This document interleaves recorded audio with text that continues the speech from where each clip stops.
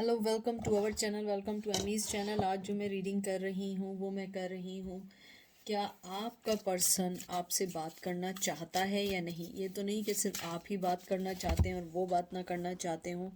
ये फीलिंग्स जो हैं मेल टू फीमेल भी हो सकती है, ऑपोजिट भी हो सकती है। मैं यूज़ कर रही हूँ true heart intuitive tarot cards use कर रही हूँ।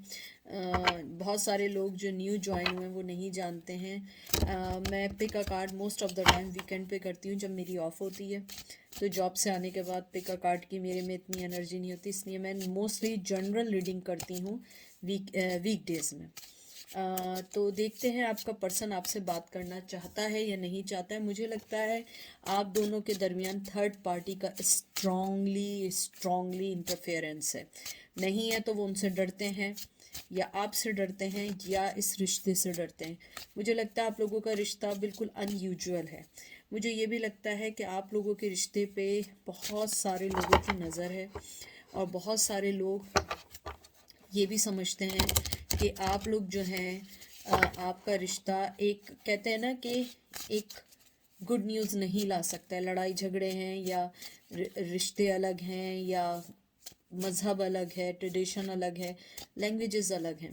तो मुझे ये सारी चीज़ें देख के लगता है कि आप जो हैं थर्ड पार्टी के इन्फ्लुएंस में हैं। मुझे ये भी लगता है इस टाइम आपको बहुत ज़बरदस्त गुस्सा आ रहा है। मुझे लग रहा है आपको बहुत ज़बरदस्त गुस्सा आ रहा है, क्योंकि मेरे कार्ड्स जब गिरते हैं, जब एनर्जी बहुत ज़्यादा हो, तो मुझे यही लगता है कि थर्ड पार्टी का इन्फ्लुएंस ज़्यादा है। लेकिन देखते हैं कार्ड क्या कहते हैं। King of swords, Gemini Libra Aquarius, empress, Taurus, hierophant. देख लें, ट्रेडिशंस ट्रेडिशंस हैं या शादीशुदा हैं, स्ट्रांगली है, एंड हैंगमैन। मुझे आपके कार्ड्स देख के स्ट्रांगली लगता है कि आप जो हैं जिस भी पर्सन का पूछ रहे हैं वो आपसे कांटेक्ट करना चाहता है, लेकिन नहीं भी करना चाहता है, बिकॉज ऑफ के वो शादीशुदा हैं, या उनकी लाइफ में कोई और है, या आप उनकी लाइफ में एडजस्ट नहीं कर सकते, या कोई ना कोई चीज़ ऐसी है जो आप दोनों को अलग करती है। मुझे जो फीलिंग्स हैं, जैसे आपका आया है king of swords. King of swords में हमेशा एक बात कहती हूँ, बहुत सीक्रेटिव होता है, बहुत ज़्यादा मिच्योर होता है, उसके बहुत मिच्योर डिसीजंस होते हैं, और उसमें सबसे ज़्यादा जो डिसीजंस होते हैं उसके अपने फ़ायदे के लिए होते हैं, दूसरों के फ़ायदे के लिए नहीं होते हैं। मुझे ये भी लगता है कि आपका पर्सन जो है वो रिश्ते में बैलेंस नहीं कर पाया और आपको खो दिया। मुझे लगता है आपने फिर भी बैलेंस किया, लेकिन आपके पर्सन ने रिश्ते में बैलेंस नहीं किया और वो डर गए। मुझे लगता है डर बहुत रहा है, उनकी वे ऑफ थिंकिंग बड़ी वैसी थी कि जिसमें आप एडजस्ट नहीं कर पाए। मुझे लगता है कि आप लोगों के दरमियान जो कनेक्शन था बहुत अच्छा था, बहुत पावरफुल कपल टाइप का था, लेकिन आप लोगों के रिश्ते में जो कमी थी फेयरनेस की थी, कि वो आपको वो जस्टिस, वो फेयरनेस नहीं दे पा रहे थे। क्योंकि किंग ऑफ सोर्ड्स जो है, वैसे तो वो बहुत इंटेलिजेंट होता है, थॉटफुल होता है, मिच्योर भी होता है, लेकिन उसके बहुत सारे फैसले ऐसे होते हैं जो सिर्फ वो अपनी खुशी के लिए करना चाहते हैं, जिसमें वो खुश हों, उन्हें कुछ लेना देना नहीं है सामने वाला क्या सोच रहा है। उसके बाद आया है एम्प्रेस का कार्ड। एम्प्रेस का कार्ड जो है, ये एक तरीके से ब्यूटी का भी है, प्रेगनेंसी का भी है, और कुछ ख्वाहिशात को पूरी होने का भी है, और खुद कुछ ख्वाहिशात को पूरे करने के लिए एक, कहते हैं ना कि एक पेशेंस की ज़रूरत के लिए भी है। जैसे आपने देखा होगा कि प्रेग्नेंट होते हैं तो 9 मंथ्स बाद बेबी आता है, जैसे आप जानते हैं, पहले भी हो जाते हैं, लेकिन एक होता है ना, पेशेंस होते हैं एक एक करके। यानी इस बात की मैंने इसलिए मिसाल दी कि एम्प्रेस में most of the time pregnant women होती है, इसमें नहीं है, ट्रेडिशनल टैरोज में होते हैं। मुझे लगता है कि आपको आहिस्ता आहिस्ता अपनी हर चीज़ मिलेगी, लेकिन आपको बहुत एक के बाद एक कदम रखने होंगे। और यही वजह है कि आपका पर्सन आपसे जो बात नहीं कर पा रहा, उसकी ये वजह है कि वो पैशनेटली तौर पे, इमोशनली तौर पे अवेलेबल नहीं है। और ये हैंगमैन का कार्ड उसी के लिए, वो अवेलेबल नहीं है। क्योंकि आपका पर्सन जो है, जैसे मैंने कहा, या तो थर्ड पार्टी में है, थर्ड पार्टी नहीं है, ट्रेडिशंस ने उसके पैर ज़रूर पकड़े हुए हैं। जो हेरोफेन आया है ये एक ट्रेडिशनल मैरिज कम्युनिकेशन कमिटमेंट का कार्ड होता है। मुझे लगता है उसने शायद कमिटमेंट अपने आप से, अपने मज़हब, अपने ट्रेडिशन से या थर्ड पार्टी से किया, इसलिए आपको छोड़ दिया। मुझे ये भी लगता है कि आप जो थी एक उनकी ज़िंदगी में बहुत बड़ा चेंज लेकर आए थे, जिसको एक्सेप्ट करना इजी नहीं था। मुझे लगता है रिलीजियस वाइज बहुत मुश्किल था आपको एक्सेप्ट करना, क्योंकि मुझे लगता है आप दोनों में फ़र्क बहुत था। अगर वो नहीं था तो आपकी क्लास यानी अमीरी गरीबी का फ़र्क था। मुझे ये भी लगता है कि आपके रिश्ते में बहुत ज़्यादा, कहते हैं ना कि बहुत बहुत लड़ाई झगड़े भी हो सकते थे। आप दोनों, कहते हैं ना कि कॉइन का एक अलग हिस्सा थे, वो टेल था तो कोई एक हेड था। आप दोनों एक जगह नहीं हो सकते थे। जैसे कहते हैं ना, एक समंदर के दो किनारे जो होते हैं, एक इस तरफ एक उस तरफ। मुझे लगता है कि आपका पर्सन आपसे बात करना चाहता है, लेकिन मुझे लगता है कि वो बात अगर करेगा भी तो वो इस रिश्ते को सीक्रेटली रखना चाहता है। मुझे लगता है वो आपको एक्सप्रेस नहीं करना देंगे कि वो क्या चाहते हैं, कैसे करना चाहते हैं, और वो ये भी नहीं बताएंगे आपको कि उनके दिल में आपके लिए फीलिंग्स क्या है। हैंगमैन एक सरेंडर का, एक्सेप्टेंस का है, रिलीज़ कर देने का। मुझे लगता है कि वो आपसे बात ज़रूर करना चाहते हैं, लेकिन उन्होंने ये चीज़ बहुत ईज़िली एक्सेप्ट कर ली है कि आप उनके लिए नहीं हैं अभी, क्योंकि वो जो कमिटमेंट कर चुके हैं अपने ट्रेडिशन से, अपनी फैमिली से, थर्ड पार्टी से, वो उनको नहीं छोड़ सकते। मुझे लगता है आपके पर्सन ने हमेशा मूव फॉरवर्ड किया है। हर, कहते हैं ना, कोई भी क्रूशल, कोई लड़ाई झगड़ा, कोई भी कॉन्फ्लिक्शंस होती थी तो वो चीज़ें जो हैं कभी भी पूरी नहीं हो पाती थी।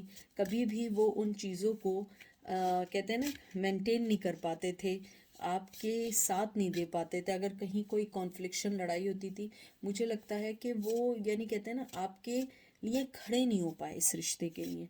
और अब अगर मैं देखूँ वो आपसे बात करना चाहते हैं, टू बी फ्रैंक वो आपसे अभी बात भी करना चाहेंगे तो वो इस चीज़ को सीक्रेट रखना चाहेंगे, क्योंकि जिस तरीके से आपने स्टेप बाय स्टेप पेशेंस के साथ अपनी ज़िंदगी में आगे बढ़े हैं, जिस तरीके से आपने सब्र किया है, वो एक अनबिलीवेबल है। क्योंकि आप हमेशा से बहुत ज़्यादा पेशेंस वाले, बहुत हमेशा से चीज़ों को समझ के करने वाले थे। आप पैदाइशी, चाहे मेल हो या फीमेल हो, आप में नर्चरिंग रही है। ये देख लीजिए, खुद पढ़ लें आप, अगर आप जानते हैं टावर। मुझे लगता है बात करना चाहते हैं, देख लें, 4 ऑफ कप रो रहे हैं बैठ के, कपों को देख देख के रो रहे हैं। Cancer, Scorpio, Pisces, S of cup. देखिए इसमें कोई शक नहीं है, कैंसर, स्कॉर्पियो, पाइसेस है इधर भी, और यहाँ फायर है, एरीज, लियो, साइड। इसमें कोई शक नहीं है कि उस पर्सन की इमोशंस, फीलिंग्स आपके लिए बहुत स्ट्रॉन्ग है, लेकिन ऐसे इमोशंस का क्या कीजिएगा जिसके अंदर वो स्टेप ना ले सकें। मुझे लगता है कि जो टावर मूवमेंट है आपके पर्सन की लाइफ में, आप हमेशा कन्फ्यूजन रहे कि आपको रखना है या नहीं रखना है, आपको आगे लेके चलना है, आपको आगे लेके नहीं चलना है। मुझे लगता है कि जिस तरीके से आपने अपने आप को डिटैच किया इस रिश्ते से, मुझे लगता है आपने अपनी मोहब्बत के कप को बिल्कुल हटा दिया है। आपका पर्सन अगर चाहे भी तो आपसे बात भी करे तो वो क्या बात करे, क्योंकि वो कमिटमेंट नहीं दे सकता, इस रिश्ते को सीक्रेट रखना चाहता है। तो ऐसे रिश्ते का क्या करना है, ठीक है। अगर आप देखें 4 ऑफ कप, देखिए कि ऊपर वाले ने, ये देखें, नज़र रखी थी कि तुम्हें जो चाहिए हम देंगे, तुम हमारी चीज़ों को देखो। ये यानी ये ज़रूरी नहीं ऊपर वाले की आई हो और आप कहें नहीं ऐसा नहीं है। मेरा मकसद है, एक, कहते हैं ना कि आपके ऊपर एक आशीर्वाद था ऊपर वाले का, या आपके ऊपर एक दुआ थी ऊपर वाले की।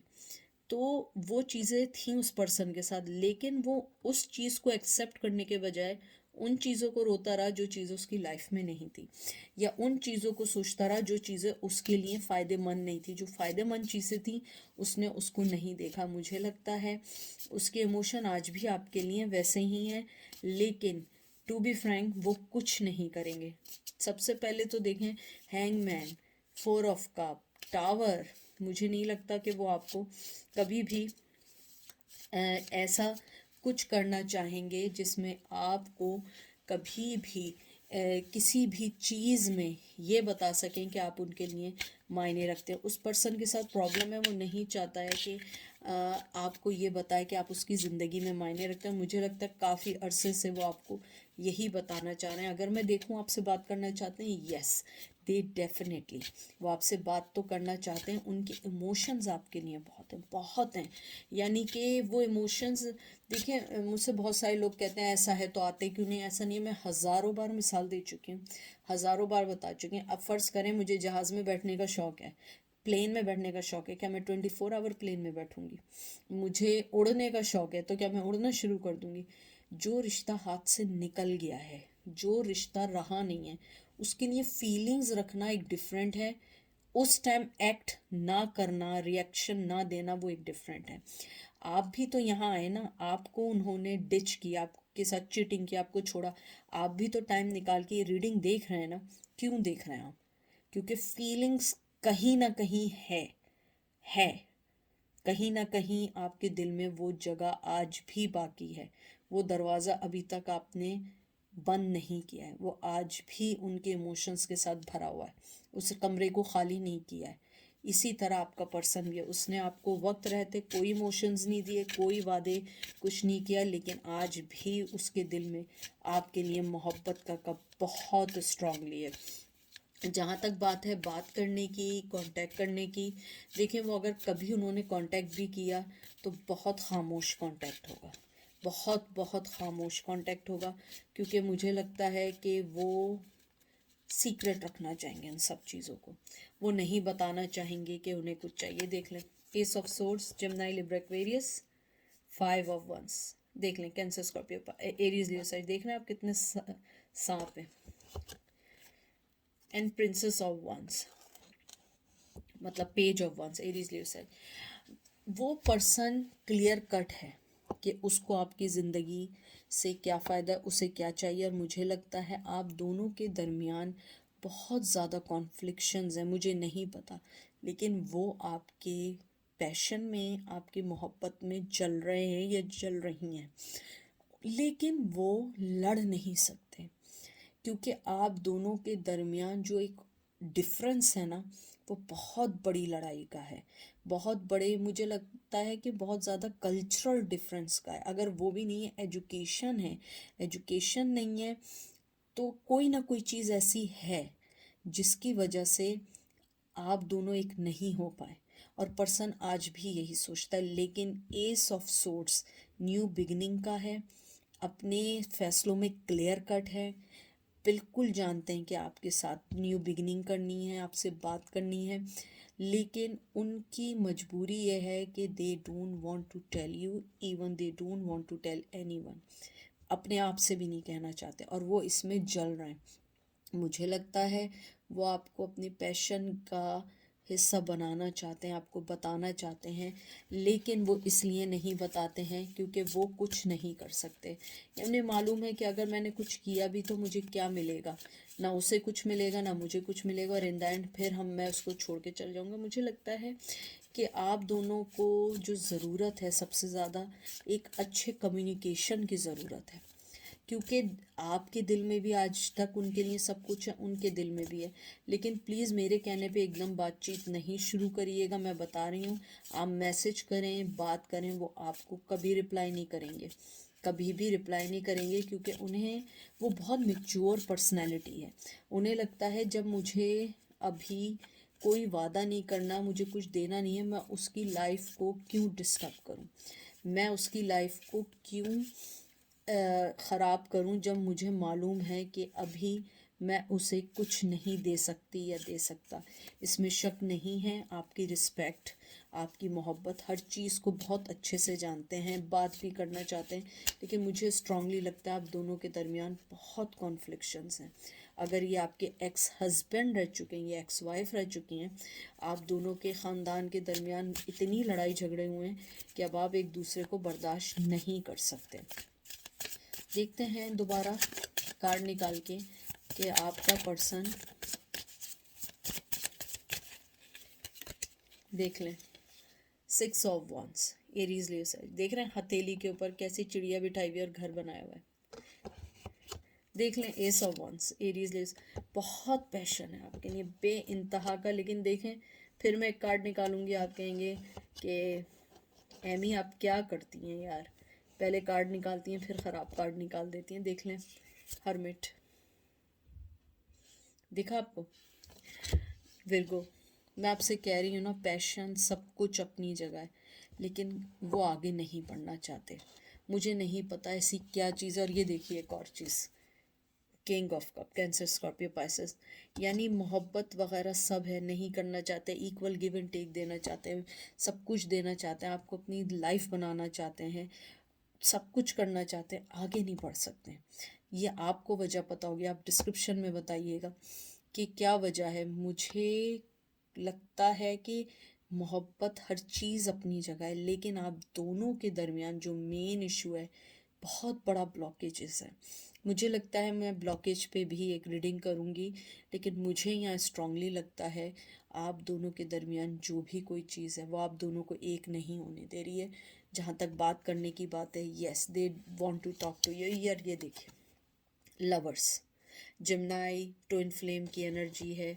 और ये देखें six of cup, Cancer Scorpio Pisces. और ये लास्ट कार्ड देख लीजिए, ताजमहल, आगरा से आए हुए हैं लोग, two of cup, Cancer Scorpio Pisces.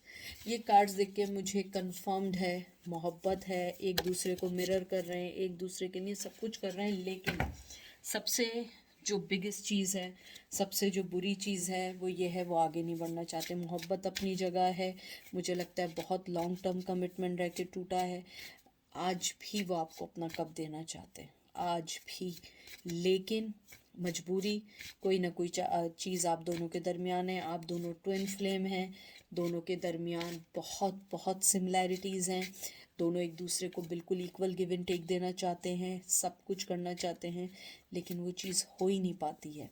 जब होने लगती है बीच में बहुत सारे ब्लॉकेजेस आ जाते हैं। जहाँ तक बात है बात करने की, मोस्ट डेफिनेटली मैं कहूँगी कि yes, they want to talk to you, they want to communicate with you, they want to spend life with you, but he or she can take any step so far. तो ये थी आज की reading, I hope आपको पसंद आएगी। अपना ख्याल रखिएगा, दुआ में याद रखिएगा। Take care, bye.